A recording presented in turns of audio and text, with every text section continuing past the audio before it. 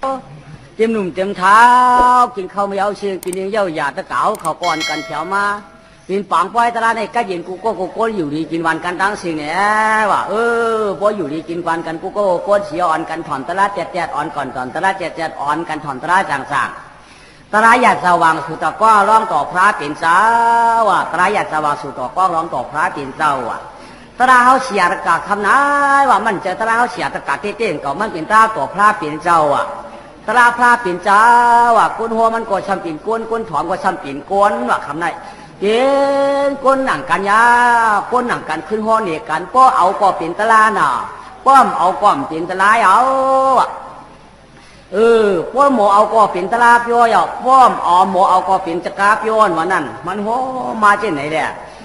ป้อเอาก็เป็นตลาดยาวป้อมเอาก็มีที่กำเสียนใจไปแหละตลาดไหนเป็นตลาดพระเป็นเจ้าปอรมาป่าอยู่ยาวตะกาเขาเจ้าขาดอันเสียงอันหมุนจ้างเจ้าเอาบ้านให้อ่ำเจ้าวะหมุนจ้างเจ้าพังเอาหมอเอาเนื้อผุนเนื้อใช้ไว้ก่อนเจ้าวะปีญาชีสุขามีเขาเย็ดไว้เปลืองหนึ่งเนี่ยสุราชาติเสียช้ำมาโยกย่ำปลาดงปันเลื่อมก็เปลืองหนึ่งส่วนว่าเขาก็เลยปึงจะกุ่งกุ้นหมุนเงาชาวเจ้าอาติยตนาต่อเจ้าสามป้ายเห็นก็คือป้าหาป้ายเอาพระราตราสังขมาตราพิตาจาริยาหาป้ายเอาเนาะถ้ากามยาเขาก็ทำอะไรมาปึงจะกุ่งอันนั้นจ้าหาป้ามันเขาก้อนพัวมันหนุนดังเก่ายาวก็กาเขาก้นปึงหนังกันเรียกว่าก็เลยกัดเจอยินคอกตั้งก็หอก็ถามสามยอมสียงหนุ่มเท่าเจ้าข้าป้าปีตีนะฐานหน้าทำบอที่ยาสาเจ้าจองเมืองนายใจยิงเอาเขาตั้งเสียงเปลี่ยนไว้ปังปล่อยปกขึ้นอยู่พอก็เป็นป้นก้นปึงอันนั้นจ้าหาป้าหลายๆแล้วสองว่าข้าเจอโจ้จ้าเผียวมาเป็นปังปล่อยอยู่ยาวคำนายถอมตละอันวันไหนตละดีมาตละดีต้องตละดีเก็บตละดีเอาตีเหมามันก็หูว่าเหมาตีดีเอาก็หูตีดีเอาละตละนี่แค่อันแต่ว่ามันจังเสียฉ่ำมุกเปินมันจังว่าห้างเปินมันจังเนี้ยก้อนนั่นฮักก้อนนั่นจ้างก้อนนั่นวิวตละผ่าไม่เบียตาอันวันนั้นเจ๊จึงตะกะเขาก็เอาใจจีนนาสัตถะตละเสียถอมไม่ดีเสียกรรมเลยจ้ากำพองอยู่ชั้นว่าพอถอมกาดถอมขึ้นทางใครวางเขามีลื่นหลายหม้ออย่างวันนั้นอย่าปีใบกำพองอยู่ชั้นว่าถอมกาดถอมขึ้นหนังเขาทางใครวางเขาใครกินเงินกินข้าวมือหลายวันนั้นอย่าปีใบชีก้อยกาตรานี่เหมือนหมอกเกี่ยวเหมือนหมอกเกี่ยวป้องหอมตัวใครตอมยังใครจี้น่ะเอาร้านกำตะเก๋าเขาเจอมีก็ละใครถอมจี้ก็ถอมยาวเขาเตรียมมือหนังก้นก้าพี่น้องเมืองไก่ได้มาผีโคขายพี่น้องตาหลายใครชื่อจะหือชื่อยาวพวกเขาหือมาเป็นพืชชื่อพยางโมกา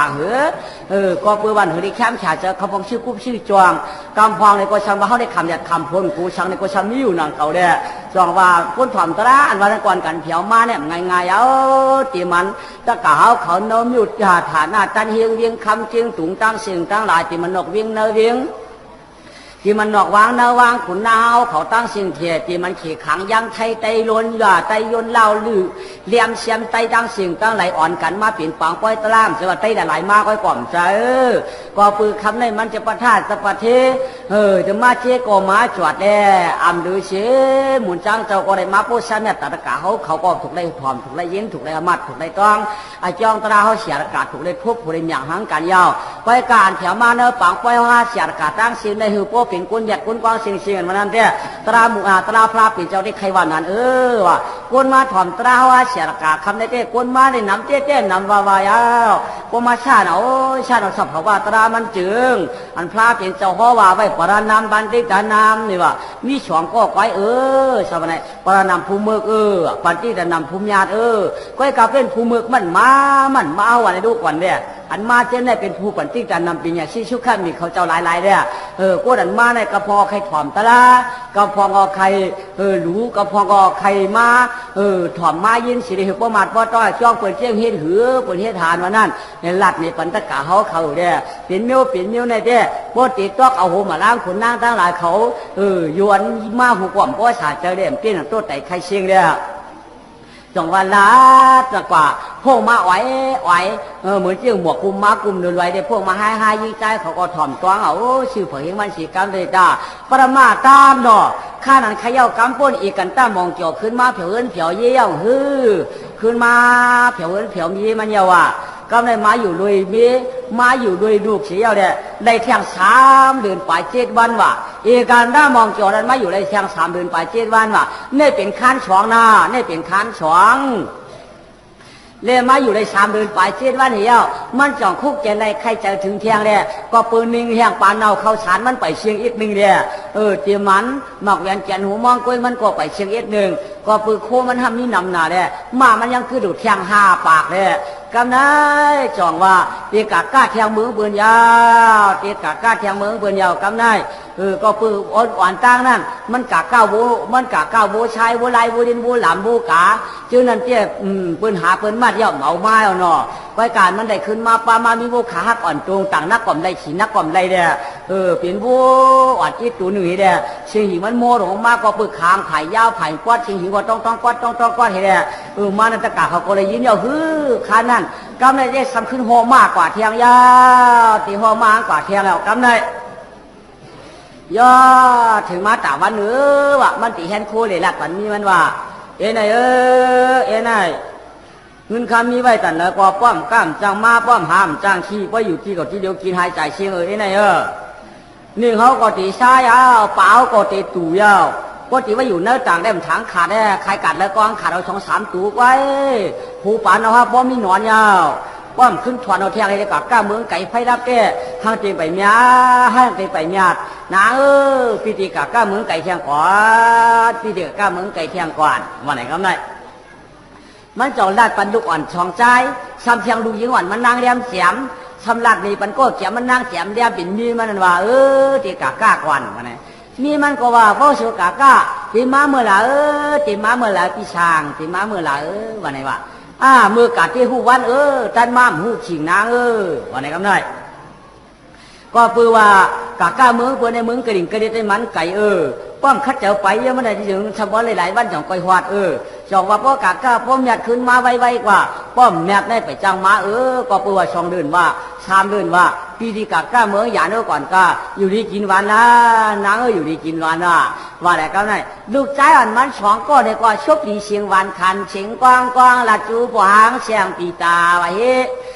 ลองอันปอกผ้าเตกว่าที่ได้ตั้งเล็กขึ้นมาว่ากะโปเจ้าเตกับเมืองยานโปเตขึ้นมาวันเหลือจำนอปากกำคันอย่างลูกซองเจ้าแลปอวันนี้ว่าปอเตกะก้าเมืองไก่เตขึ้นมาวันไหนล่ะปอเอานางมาโย่เนาะก็หูวันมาโมวันกว่างได้ก็ลาอะไรมาวันมามันได้ก็อุ้มหัวป้อมขาดปาดตัวอย่างขึ้นมาป่องช้างละไว้กาก็ให้กุนคำเฮินไว้ป้อมกาก้ามาเขาเจ้าไหนก็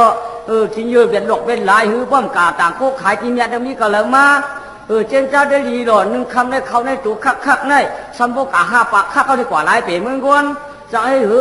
ป้อมกาก้าไปมั่นเจนก่อนวันม้ามหูว่าไหนห้างลูกมันเห็นไหมที่เลยคือพี่น้องทำวันกับวันมาปอนั้นมาไหนหาพี่น้องเป็นมองปอหนูมองเข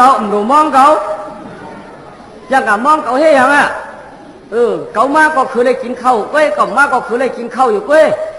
ก่อนเชื่อว่าพวกเขามาคือได้กินเสียงโจ้กินเงินเสียงกินเสียงโจ้ก็มาใช่พวกกับมาคือได้กินทันมีขี้ข้างก็มาใช่เขามาก็กินข้าวเขามาก็คือกินข้าวก็ยังว่าไก่เฮ็ดก็มีชู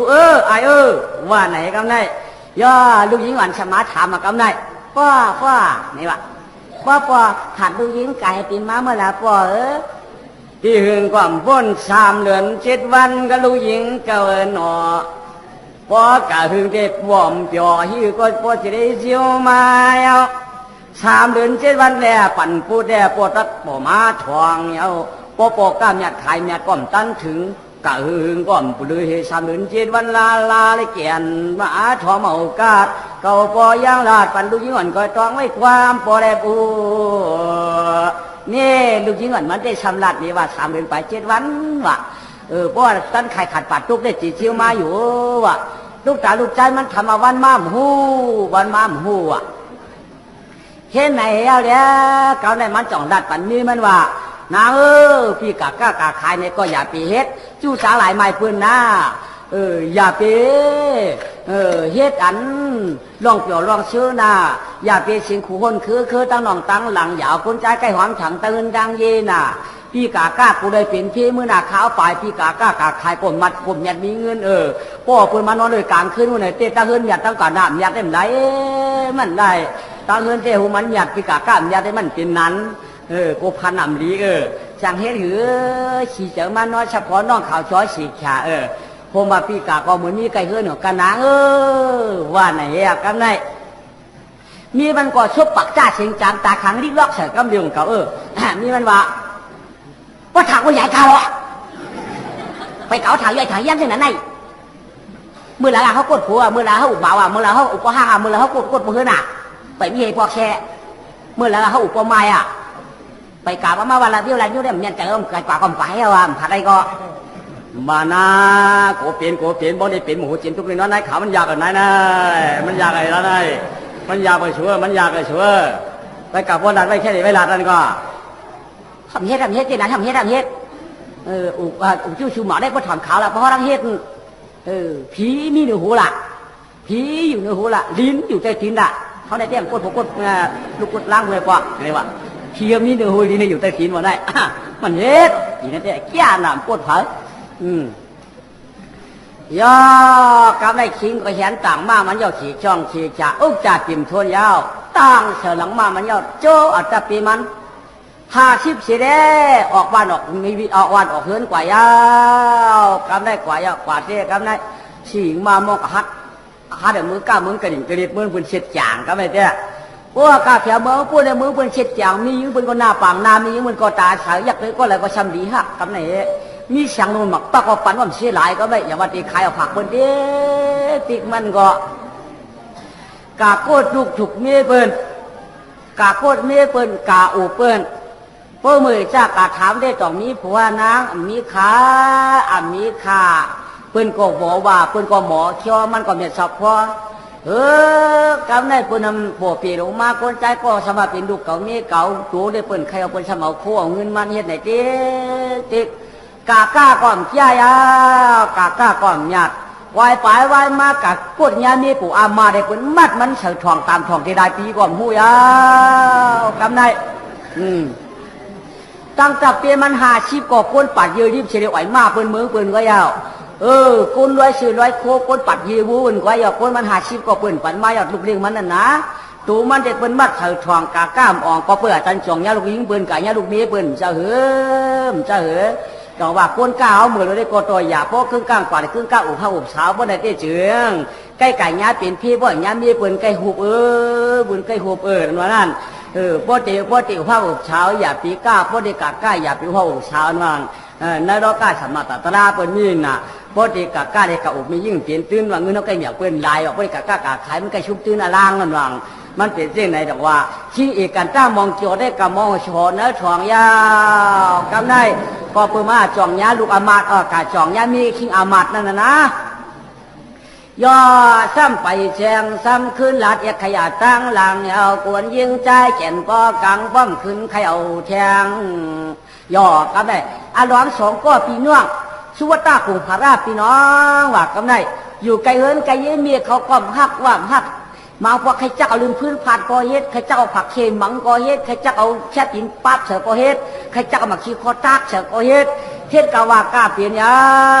วกำได้เฮ็ดกะว่ากาเปลี่ยนยาวเมื่อมึกเหลืองเขียนลงตัวในที่อ่ำช่องเขียนลองชุบลองป้องลองหลาลาพิจุนาราจาพัมปะบาราจาพระรูปเจ้าวาจาหลานหลังป้องห้างขาปีน้องห้องเปิดไม้กินหนูเชี่เพื่อว่าหันคือผีว่าหันคือตายเขิมตายมวยเขิมมวยหมดเขิมหมดวานไหนที่เฮเร่จ้าหิวามจะลุกเนื้อตับจ้าหิวามจะจักมาเนื้อชัยจ้าหิวามในเกิดออกเป็นกวนไล่หันขาพี่น้องในเต้หมักแต่เหมือนต้องหมักตามูนเดียกันไฟจ้าหิวามจืดใจใครอันเดียวกัน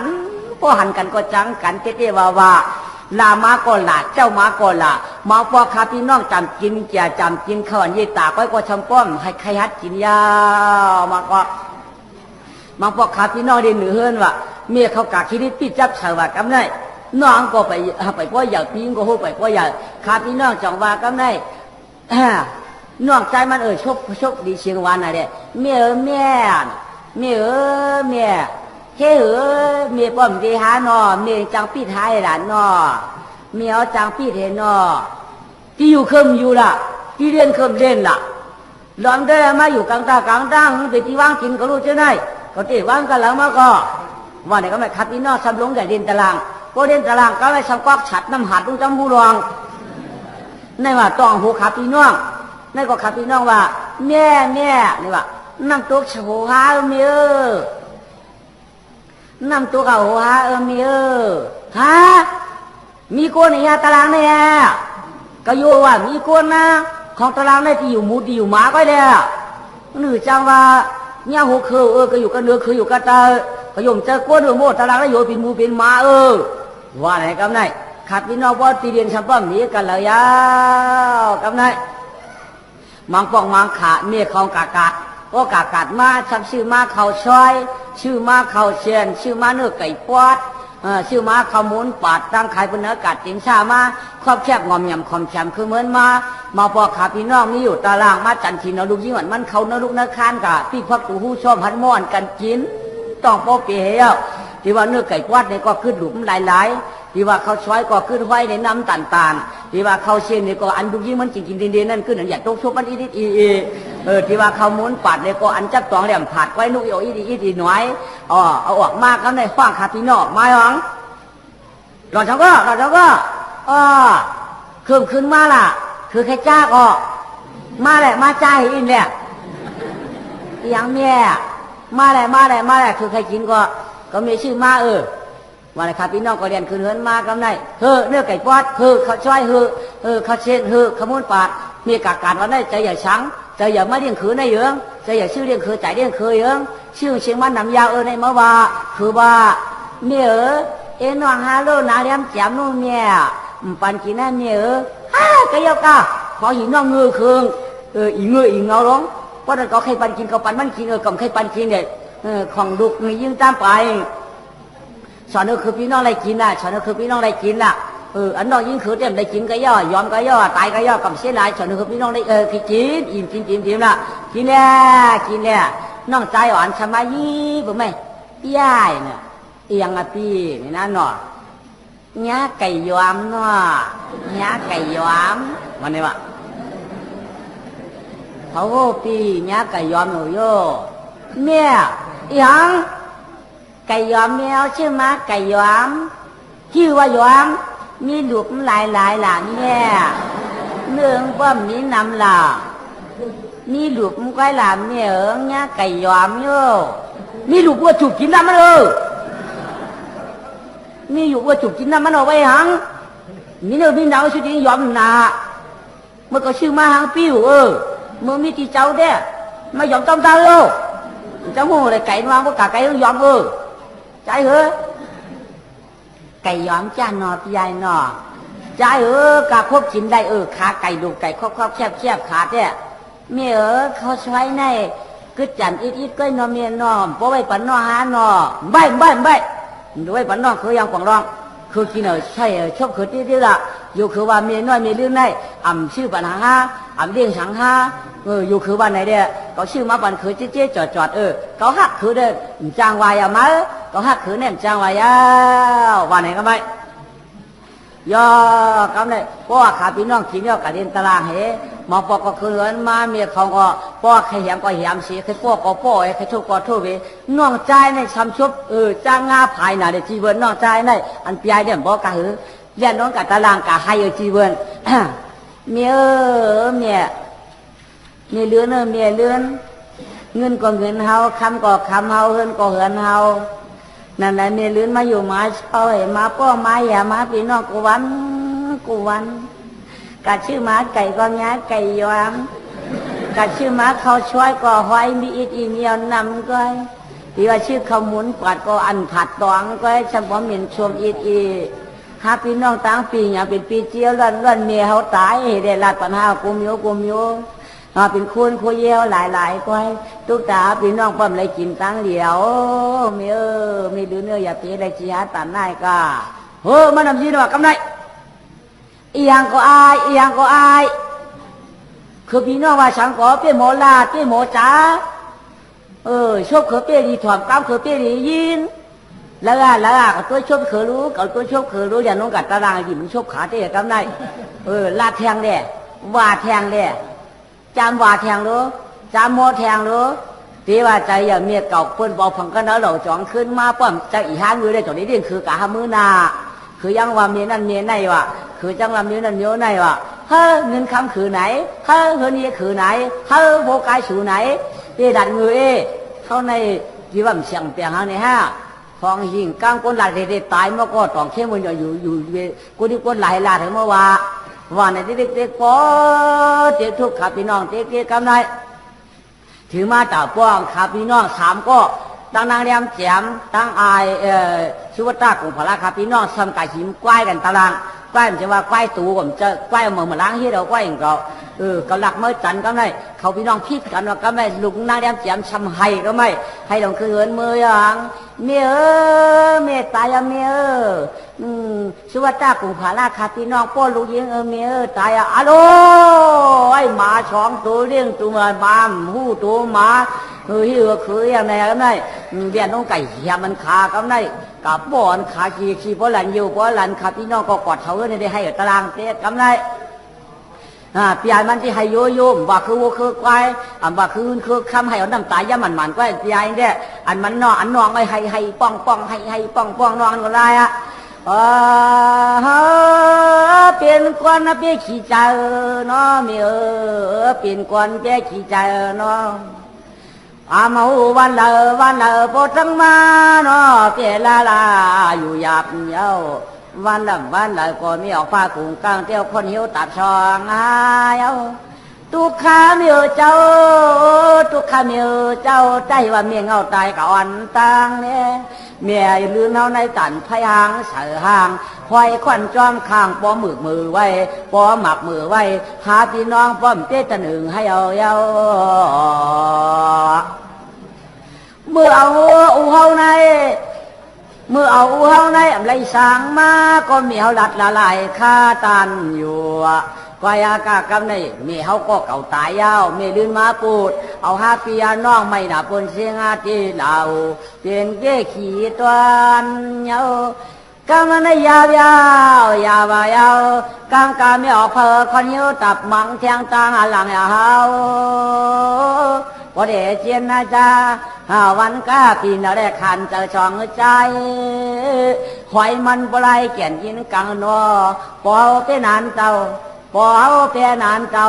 ปอเจ้าเป็นนานอดคำลูกละเจ้าปอมาละปอหาปีนร้องเป็นเจี๊ยบควันกูวันปอวันนั้นเนี่ยเขาอยู่เฮือนำชิ้นเชียงไม่ปอชูตายมันมาป้อชูก็เป็นเก่าเนี่ยเมียชูก็เป็นเก่าเนี่ยมรณะคือก็เป็นเก่าเนี่ยก็คือโมลัดวันไหนเต้ตายวันเจ้าคือในมามาตายได้เมียป้อตายก็เจ้าตายเพอเด้ตะเนตะกลางเฮือนตารางอิงยาเด้ป้อตายก็เจ้าตายเมื่อเดียวแล้อยากปนหยับกะจอมกูเหนือวันอำที่แต่เนื้อห้องสิให้หมอปันใครพันก็มีเหาพันเมียเขาก็ว่าใครมาพันหนูเดีเจ้อยู่ไกลนั่นเนี่ยกำไรจะล้ามหนาหลวนในใกล้ตู่หาคุ้งคูปีจีหนาเนาะไม่ใกล้ตู่หาหนาย่อถึงมาแต่วันไหนมาต้องมาวนควักวนไรวายก็ไม่นะมาวนว่าเฮหลวนสองก็ไหนเพราะว่าข้ามตายไปเลยแต่ว่าใครอย่ามากล้าถึงมาแต่ปีจีคุ้งเงินโคข้ามันเขามีไว้ยังไงตาเขาจะได้พูดอย่างนี้ข้าพี่น้องที่เอากว่าเพียชิงเฮือนเย่เปียภายเฮือนสองผมปุ้นในกอตาที่เป็นปุ้นเก่านี้ข้าพี่น้องที่หุบเชียงล้วนก็ได้อันปียได้มือตันอันน้องในหยันน้ำหนักลักเหลี่ยมหนักโอ้ให้กอป้องอันน้องนั่นดีจังหนักอันปียนี่ไว้เชียนนั้นละปันกิน2 กินปันกินว่ามันโปมอในเจ้อันน้องมันในลักไรเชียงหนักว่าไหนก็ไหนพวกเอาข้าพี่น้องตายในเจ้ที่อยู่ก็ตอนตาตีเขาได้จับจ้าขันจ้าอุ้มจุดช่วยงูยตนาเจ้ในเจ้อ่ำไรว่าข้าพี่น้องตายได้ดูแหงขาตายก่อนดูแหงขาตายกันไล่บ่มตายว่าไหนก็ไหนมันก็วนเจ้าไหนเด้ไปผ่านงานนอนมานั่นที่เอาพี่น้อง2ก็ตายอันนั้น มันยิงยันได้อ่ำกาดยาอันวันนั้นเนี่ยมันยาวไว้นั่นยากำไรมันจ่องไว้กับเทียงเหวัน2 วันกำไรครับพี่น้องก็เดี๋ยวเจ้าตลาดกำไรเมียเขาก็ทำลายดีวาอินกำไรกาได้กะย่อยกินเขาเอิ้นเปิ้นเนี่ยกินเขาเอิ้นทำอิ่มก็สมันได้ไหมครับพี่น้องก็ซ้ำลงบังลงกาเต้ไหมกะย่อยกินเอิ้นเดือเอิ้นกำไรเผื่อขึ้นมาซ้ำเช่นเหี่ยมไหนอ๋องเปิ้นว่าห้างเม10 เดือนอันดีใกล้โป๊กใกล้ตีกะค่าซื้อขายเสียงกะค่าสิริอาเจ้ก็กะย่อยกินข้าวตั้งห้องกะย่อยกินข้าวตั้งจานขี้เตี้ยก็กินข้าวเฮาผมบ่ย่านหรอกสิกินจังอีกกินจังเจอผีเมือกหลงผีอึบหลงผีผ่านหลงผีกินข้าวหวานผีว่าลูกต้นเหลาใครสิริเก่าเลยใครค่าสิริเก่าเลยกะลงจังได๋ซ้ำแฮมแช่พี่ใหญ่มันแจ่มว่าหือน้องมันทำว่าเอาตายก็เอาตายละมือเจ้ากาก็มีตามปลายเอาจะหือลายมือเนี่ยลองเจนจ้าท่านพ่อปองมือเจ้ากาตั้งห้องซื้อเมียวเจ้ากาท่านบ่เยอะกะมาเอาเมียวสมาฮักกะค่าชีริไข่เสียงว่าโอ้ยเมียเจ้ากาก็เป็นเมียวผือมาท่าก็เป็นเมียวหนอใจอยู่กับเป้าโป้เขามาก็มาเป้าโป้เขามาก็มาเป้าโป้เขามาก็มาวังมาเลยมือฟังยามอันที่เอาเหียบยัดนั่นอาชาขาพี่น้องอะไรในการหือเด้ไหนเลยเอาหน้าตั้ง7 ปีปลายนั่นแหละครับนาย8 ปีก็เหยียบเขาย่อให้ได้ครับนายมีเขาก็จะเอาไก่เหียบ8 เตะครับนายจ่องลาปันดุยิ่งอ่อนมันชอบแช่ลาดวันไหนวะมื้อนอนเฮิรนปู่เฮิรนนายมาวันไหนไม่ชั่วเอาลูกยิ่งหวานนั่นมื้อไว้เฮิรนปู่เฮิรนนายเขาเตะกับนายเคยชิงสันตุกตลาดขาหน้า7 น้อยนั่นเป็นมีมันดูว่ากับนายฮะอีหยังเมื่อเดี๋ยวนายข่าวหลานยิ่งมาไว้ที่ตีเมียมาไว้อย่างล่ะข้าที่เอาลูกใจข้ากะชงที่พวกเขา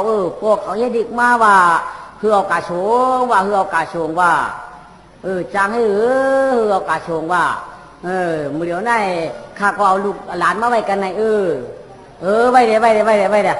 ทราบไปสั่งเอามือไว้เฮือนเดียวกันได้มันก็ปัดออกมาเผียวไก่เฮือนมันขึ้นไม่คำมาแต่นั้นเนาะใจขึ้นมาในแม่ข้าลูกจันช่องข้าลูกจันจะเงี้ยช่องกวนขึ้นมาเฮือนเด้อ่อนกันมาอาบน้ำเลยบากตาอ่อนม้วนก็ลูกชายเมียเจ้าขึ้นมาได้เนี่ยขึ้นเฮือนมาได้หรือมาอาบน้ำขึ้นได้เมียอันเฉพาะกรมประหยัดมือพวกได้เด้บ่กัดในพวกกับเจ้าบ่ชูคือพี่น้องมือเจ้ามันว่าเฮ็ดอีกมาว่าบ่ชูกับบางมีหน่อยเถียงว่ามาบ่ชูบางมีหน่อยว่ามาได้เมียมาอาบน้ำนี่เด้อ่อนเอาลูกใจอ่อนอาบน้ำกลางจ้าในตั้งช่องก็ชุกชีปันมุดช่วยเฉพาะขาสลอดเต้กำได้กอดปันขี่ชกเปลี่ยนจ้องเต้กำได้เอามาก็ไม่ปันกินข้าวอิ่มเตรียมเฮปันนอนผ่านเขียนเตีย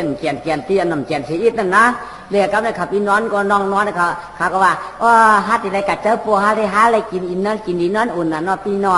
เมื่อพวกได้กัดเจ้าปัวเอานอปีนอกะปีของปัวเขานี่มองหาลูกปัวหาหมาลูกเนี่ยเมื่อผูกมากับนายยันโคดีงามกับนายมันเอาตั้งผ้าตั้งเปียมันในเสียช่องให้แฉกกับนายมันก็มือลาชิงจีเขาเตี้ยกับนายตอนตัดสิมันจะปิ้งพักตูหู้ชัวไว้เห็นหนังหือเปิ่นป้อเตรียมแต่มือยาขึ้นเต่ายี่มันจุมันไปปอกขึ้นมานะก็มือลาชิงจีอย่างกับนายลุงเจี๋ยลุงไรเจี๋ยฮะยังข้าที่เอาไอ้ใจขาเมื่อส่งตีปองอีกหนึ่งเมื่อมีเมืองไก่ว่าแลมืออยู่ในข้าเดียวเมื่อส่งตัวปั่นเฮินตายเย่ตัวปั่นพักตูชอบปมขอบมอกแฉบในก็เมื่อตัวปั่นอินข้าจ้าเบียให้กะฮะเลยข้าที่ตัวปั่นฮะกะเบียงข้าที่ลุงไรสมาธิในบอกแล้วข้าฮะไปบอกข้าบอกก็เลยเอาใครเอาลุงไรสมาธินั่นบอกข้ามันเป็นสีดาวเงาวานเท่าข้าล้มป้อมบอกอะไรค่ะเขาไม่บอกลุงสมาธิว่าให้ก่อนเด้วันนี้ไม่มันอันขี้เกียจแกมันว่าดีโอ้เจ้าวันนี้ก็กาชงก็ดีวันไหนนะวันคืนที่สมาธิเมื่อยังปราสมาธิวันนี้ว่าฮะยัง เขาตีไว้ใจกาสุกที่ปัวเขาข้าวเมื่อไหร่ปัวลอยส่งก็หลายกว่านี่เอาสุกที่ปัวเขาบนพวกเขาว่ามีแล้วล่ะนั่นปัวเขากับมีเมืองไก่เมืองกระดิ่งกระดิ่งปุ่นเขาว่าเฮียเนี่ยส่งละเอากาชงเขาก็เปิดพวกเขาเฮ็ดดีมาเนี่ยคือเอาลูกจ้างกาชงมันติดนะเฮิรนแต่เยี่ยมนี้หน่อยเทียงเหม่อว่าไหนคะมันปั่นมาปั่นมาถึงแผลมือว่าไว้ค่ะจะเพราะนั้นก้อยกะตัวนี้อีกกันตามองจอในเขาจ้องอยู่ก้อยกะเอามาเนี่ยเขารู้เอามาเนี่ยเขาด่าเขาต้องตัวนี้วัดไอ้อีกกันตามองจอในมันก็ช่ำมีดิมีได้เหตุตัวก็ไม่ใจเราเด่นบังเบินเขาก็ไม่นี่ว่ะอย่างไงนี่ว่ะแกดิไว้ดูอย่างไงดิอันใจเขาปั่นมาว่างคาซ้ำเอาเรื่องเบ็ดตีไว้ยาวเอาตุ๊กไปเจอกล่อมหูเลยลุงสมัติที่บ้านเขาป้อมหันดิเล่มปันกาว่าใจที่เตรียมมาแล้วมาว่าเอาลูกใจก็มาฉงอินไว้อยากข้องคำนี้แล้วก้าไม่ที่ก็มาเตรียมดิเห็น